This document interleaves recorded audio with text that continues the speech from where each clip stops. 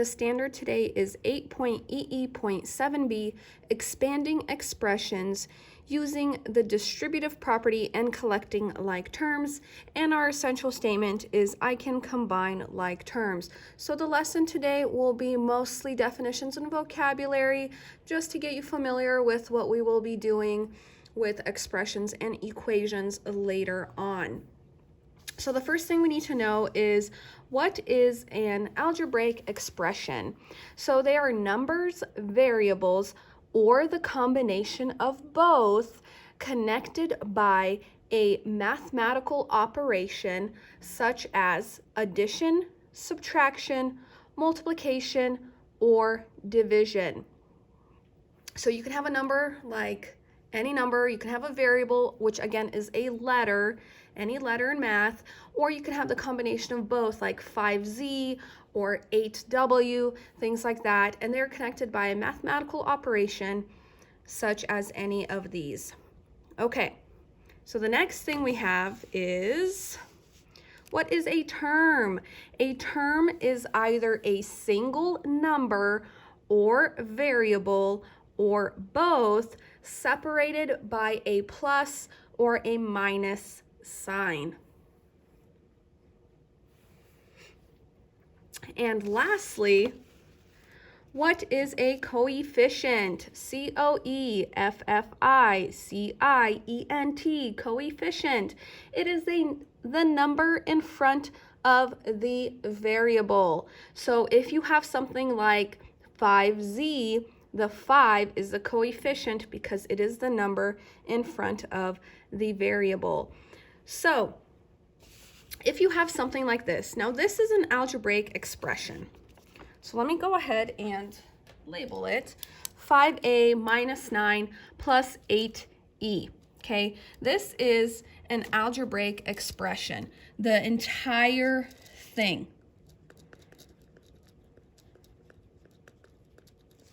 So what we're going to be doing today is we're going to be taking these expressions and we will be simplifying them as best as we can.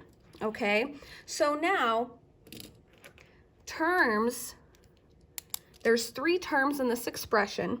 Okay, we have one that is 5a, one that is -9, and one that is positive 8e. All of these are terms. They're numbers or variables or both that are separated by a plus or a minus sign. And lastly, coefficients. In this example, we have 2 coefficients because there are 2 numbers in front of a variable. We have one right here that is the number 5, and we have one right here that is the number 8. Okay, so this is a coefficient. It is the number in front of the variable. Okay, so the next thing we're going to do is we're going to go ahead and combine some algebraic expressions. So let me go ahead and open this up. If you notice on the left-hand side, I do have the steps written out for you. And we'll go over them as soon as we do the example. So here we have our first example, 7x plus 17 plus 3x. So the first thing you're going to do is you're going to go ahead and circle your first term, which happens to be 7x. Then you're going to look at your expression and you're going to see whether we have any more x's, which we do. We have a positive 3x, so we're going to go ahead and circle that as well. And you always take the sign in front of your number or variable. Then we're going to go ahead and move on, okay? We're going to box the next term. I like to use different shapes for this. Now, if we had anything else, we would continue, but we just ran out of terms. So then what we're going to do is we're going to combine the same shapes, the same variables, okay? So we have 2 circles, so we're going to go ahead and combine those. So 7x plus 3x, so 7 plus 3 is 10x. And we only have one square, so we don't have to combine that with anything, and we just drop it down, okay? And we're done. The reason we can't continue, this is actually our answer. I know, it's not what you were expecting. It's just a simplified expression, 10x plus 17. We cannot combine a variable and a number. It's kind of like combining apples and oranges. They're not the same thing. These are all terms, so they're all fruits, but they're not the same thing, okay? A variable is a variable and a number is a number. You cannot combine those, okay? And this is our answer, 10x plus 17. All right, let's do the next one.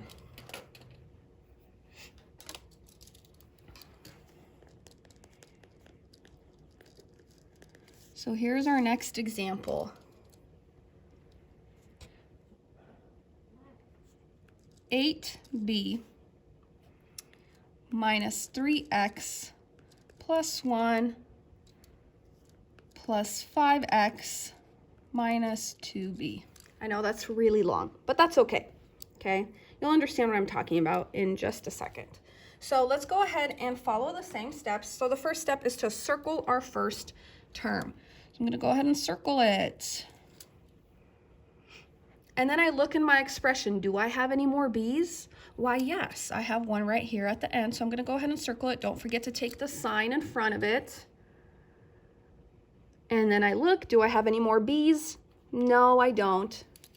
So I'm done with circling. Then I move on. I go ahead and box my next term, which is negative 3x. And I look in my expression. Do I have any more x's? Why, yes, I do. I have one right here, so I'm going to go ahead and box it. And then I don't have any more x's. Then I move on to the next thing. So I'll use a triangle, okay, to put a triangle around the number. And then I don't have any more terms, so I'm done with that. And so the next step is to combine the same shapes, combine the same variables or numbers, okay? So we have two circles, so I'm going to go ahead and combine those. We have an 8b and a minus 2b. And so 8b minus 2b is 6b. And then I go and move on to the next term, which is negative 3x plus 5x, two boxes.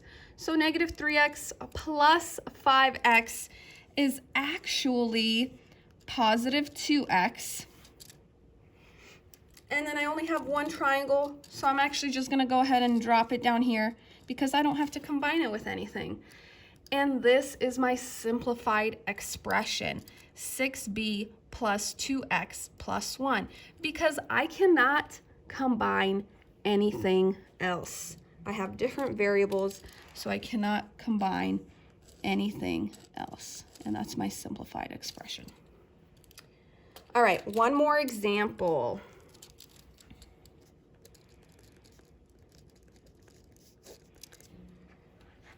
Five plus 9r plus 1 minus 9r. So again, we're going to go ahead and circle our first term, which happens to be just a number.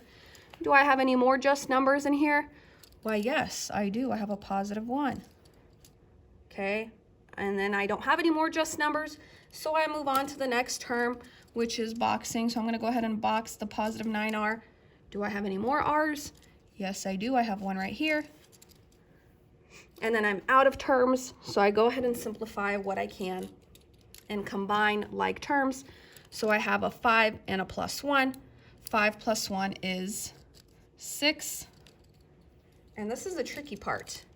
I have a positive 9r and a negative 9r. So when I combine positive 9r plus negative 9r, that actually equals 0. Normally we would be done, but guess what? 6 and 0 are both numbers. So guess what we can do? We can simplify this. 6 plus 0 is 6. So that is my final answer right there. Now, one thing some people would say is, Well, isn't positive 9r minus 9r 0r? Well, technically, yeah, but when you have 0 r's, you don't need to put an r because you have zero of them, so there's no point in writing 0r, so you just put 0. And then that leaves you with two numbers, so 6 plus 0 equals 6. All right, that's it for our notes today. If you have any questions, feel free to let me know.